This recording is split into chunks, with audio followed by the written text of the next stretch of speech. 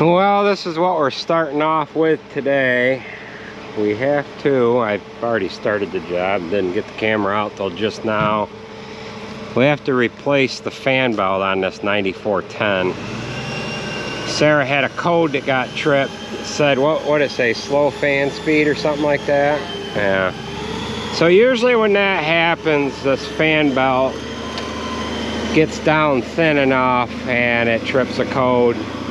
The other thing that you usually have to look at is these drive and driven clutch. And we've had this replaced already. I'm hoping that it's going to be okay once we put a new belt on. This old belt seems to be quite a bit narrower than the new one that we're going to put on. So they're bringing manure over here. Timmy's loading up the spreader there. Mike's running that today. Andrew has a doctor's appointment or something that he has to go to. We got a nice little rain here last night. All it's done is it has calmed the dust a little bit. So they're loading this one direct. Then once you got 8,000 gallons there, 6,000 gallon spreader, they'll have a couple thousand left over and they'll go over and top off the frac tank. And they've got to unload that here in a little while, but they've got this area just about spread on already. And Sarah has been working up here, getting ground ready to be seeded. So we've got this hooked to the Pottinger tear disc, just like it was hooked. Like what it was hooked to here the other day. So we've got a few bolts left to remove on this fan here. We'll get the fan out of the way and then we can slide that valve off and slide a new one on there. Well, we're right about ready to pop that belt out of there. We've got the front side of the sheave removed. Now we can pull that belt off. There's 4 bolts that hold the front side of that sheave on. Now we can wiggle that belt out. Pop that out of there. Come on. Pull it that way and then wiggle it up out of there. It's just okay. Now we can kind of wiggle the, let me lift the fan up or something. We just gotta gain you, and I gotta put the camera down. This fan up a little bit. We can get that twisted out. There. Okay, now let's match this up to our new belt. We'll just kind of see. We're hoping that, oh my goodness. That's more loud than I thought. Yeah, that's there's quite a difference there, folks. There's a good almost a 1/4 of an inch difference between these two belts, so you can see where it had triggered the fan speed warning. So we had the same issue with the 9560 chisel plowing towards the tail end. You got a fan you had a fan problem with that. Well, it was the early problems of that engine starting to go, because that had a new drive and a new driven clutch put on that 9560 about when the head gasket or the head bolts went on it, because the tractor was starting to run a little on the warm side. It never got overheated, but there is the phone. So let's see who the phone is, and we'll get back to you. All right, now we're gonna go in with this new belt.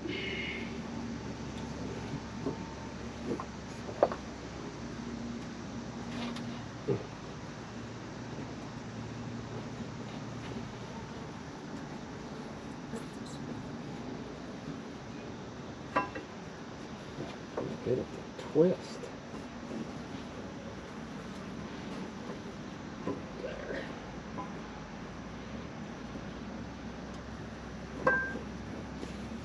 There's that. Now I just got to get it up over this one. In there.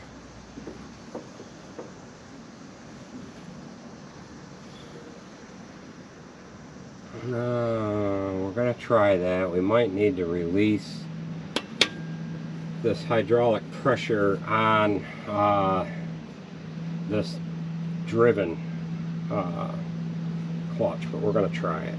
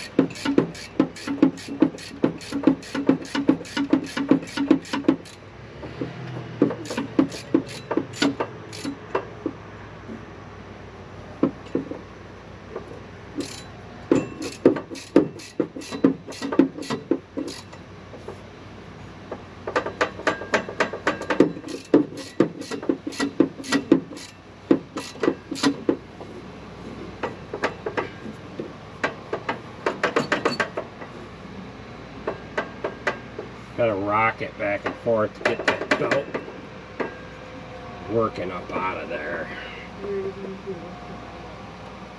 This other pulley, I don't know, I need to release the hydraulic pressure, I think, because it's just pinching that belt in there.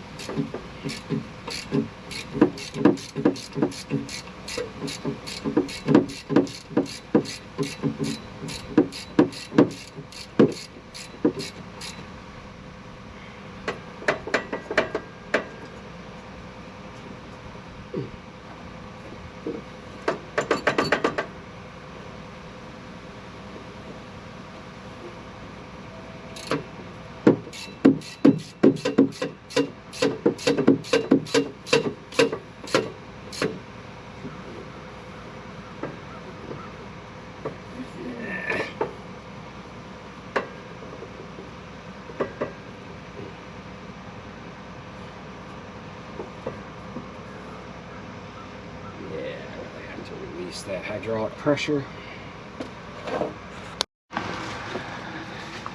Alright, so we tried cheating, and what we have to do is release the hydraulic pressure from in behind that clutch. And there's a bleeder right here on this valve located right in underneath the cab. So we're gonna go ahead and open up that bleeder and see if we can't push that driven clutch. We actually have to bring it back towards the engine so that them shivs can be tightened up. That shiv is moved just far enough forward, and what it has done is it's more or less adjusted itself to that old belt. Being that we've got a thicker belt and we're quite wide here, we've actually got the belt pinched in there. So this side of the pulley here should move back. We'll release this hydraulic pressure, and then that'll allow the belt to drop in where it's supposed to be. It's almost like a clutch on a snowmobile. So the faster this engine turns, the faster it will turn the fan. So we've got to release that, see if we can't get that pulley pushed back.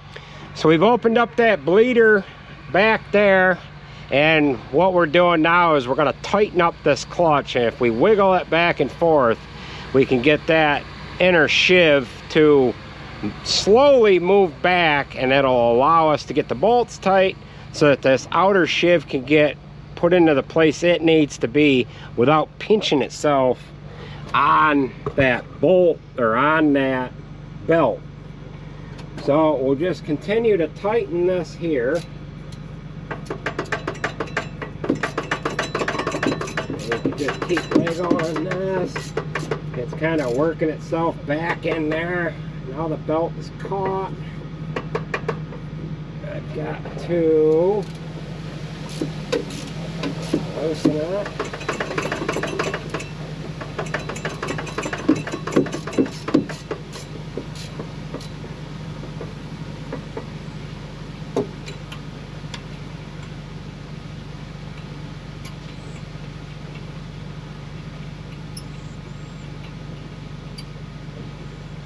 Now we'll just continue to tighten this up. You can kind of tell right from our current position that this has moved back a considerable amount, but I've got to continue tightening up the 4 bolts in there. Then what we can do is put the fan on, start this up, and tighten it a couple more times just to make sure we have this outer shiv tightened up all the way here. Another load of manure. So we've got this all together. We've got our bleeder adjusted in. Now what she's going to do is she's just going to start it up, let it run a second, and shut it right off, because we have to check that clutch drive and make sure we've got the bolts tight into it. All right, you can go ahead and start it and shut it off. Tim is just pulling in here now. All right. Now what we're going to do is we're going to tighten up these 4 bolts. They are, well, not all of them are loose, but we're going to tighten them up, and we're going to keep retorquing them to make sure that we've got them where they need to be. I was worried that maybe we were tight on the belt a little bit, and I didn't want to over tighten onto the belt. And then we've got to put just our cowling on each side. You could actually put the cowling on that right side. It's up on top of the tire. You've got these 2 bolts here and that bolt there that've got to come out.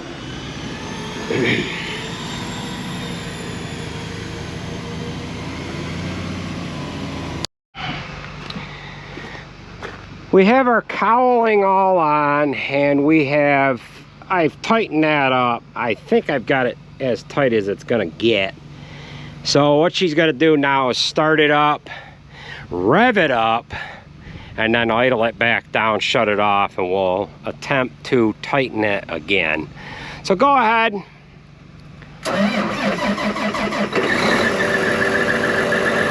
right, rev it up.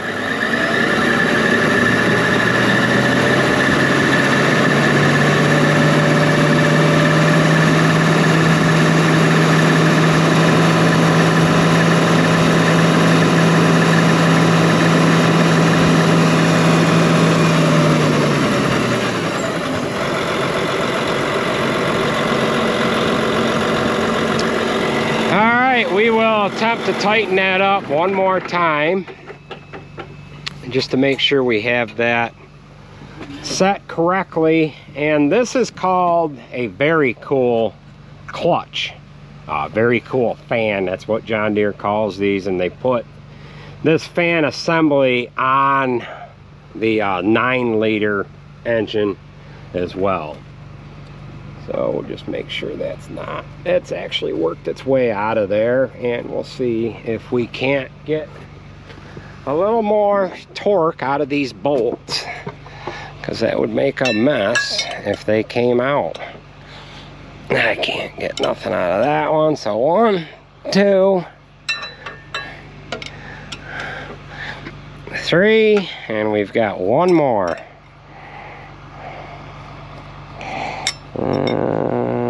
Where are you? Can't see it. Okay, we are golden. So, you can go ahead and get started, I guess, right? I gotta go check on your sisters. They should be just about done picking stones now.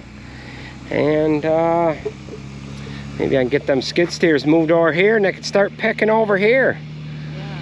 Yeah. So, well, alrighty. We'll join back up in a while here once we get on to the next project. We got to put a drive belt on the chopper too, so that ought to be fun. We're going to start third cutting hay here the first of next week. Today is Friday.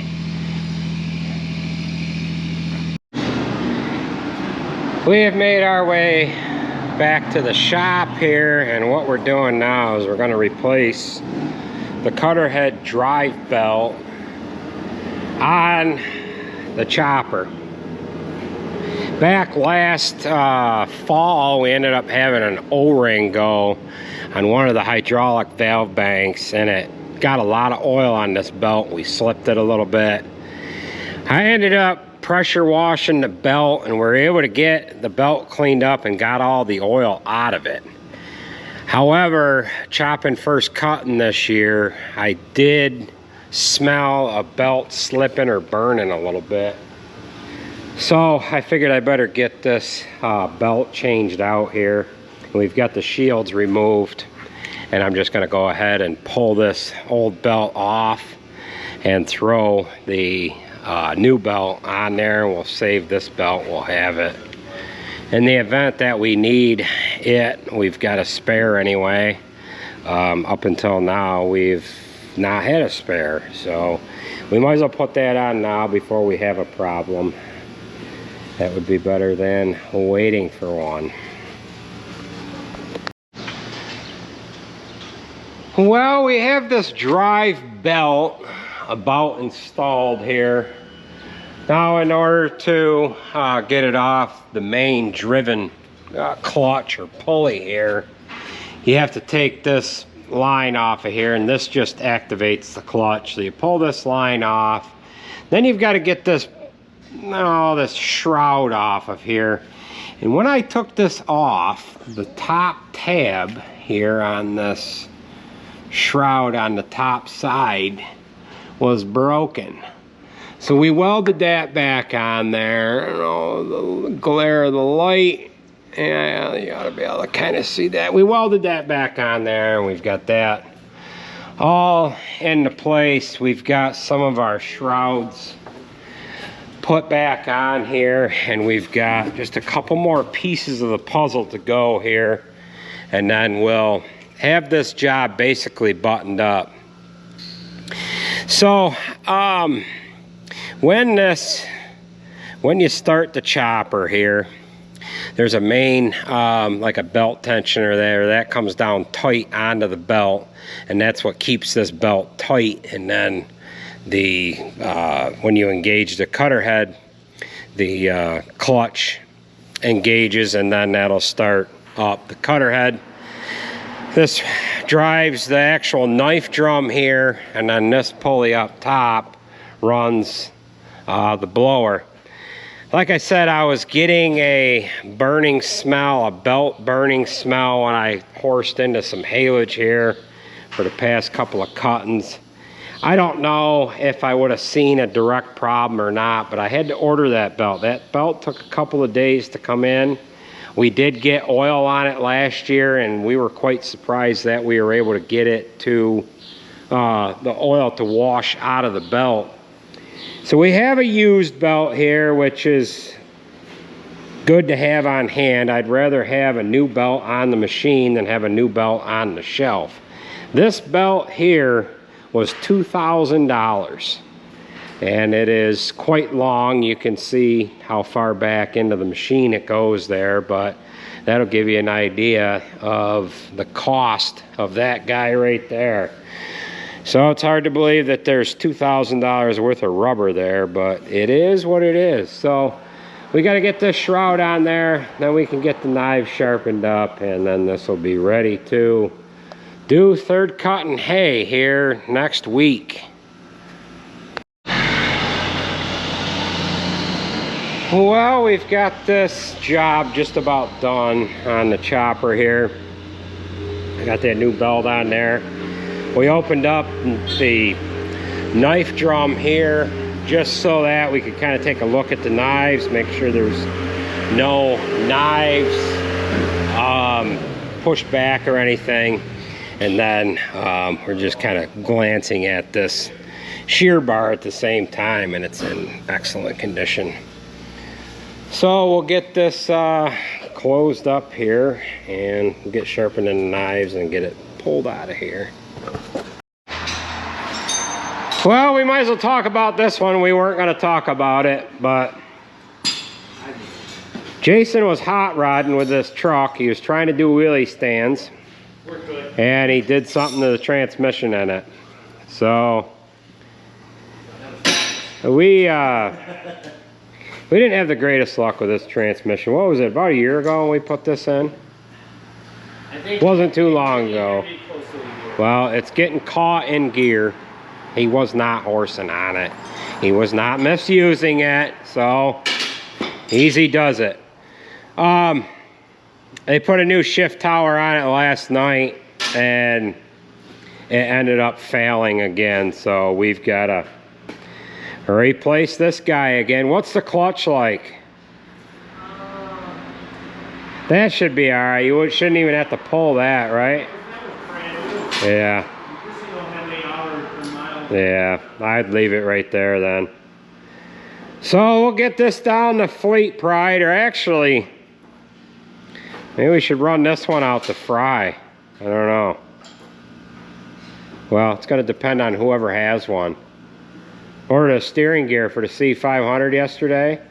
Gonna be better in a week. They're trying to get some parts put together. TRW didn't have one. Weller's building one right now. So we'll have to get the parts needed for this one, and maybe we'll have it back together by the end of the week. These guys were hour and a half, 2 hours. Two hours. Transmission was out of this truck. So, and this is removing the PTO, draining all the oil out of the tranny. Yeah, so, but this one ain't too bad. You don't have to remove anything, do you? There's no exhaust. Nope. Exhaust is up top. You don't have to jack the front end up. No, I have to jack the front end up because the damn thing's tall enough, so. Probably one of the easiest ones to do. I'll probably get a comment or two that we beat on our stuff. That's why I had to put that comment in there that you were doing wheelie stands. So with all the sand in the back? yeah. Well, if you don't use it, you don't break it. All we gotta do is put a transmission in this and then just park it. That's what we'll have to do. We'll just have to park it. Yeah, we'll have to park it. So. Yeah, she wasn't happy sitting down.